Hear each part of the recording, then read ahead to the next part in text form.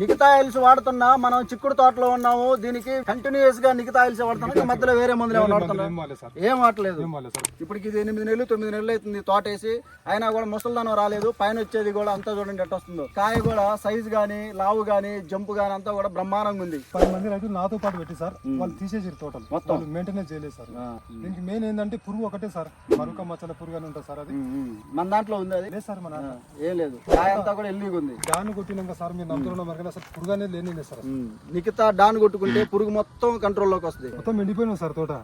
మేము జర పత్తి మీద పడి మొక్కల మీద పడి మొత్తం తర్వాత బీటీ స్పెషల్ కొట్టినాక మళ్ళీ పచ్చగా అయిపోయింది సార్.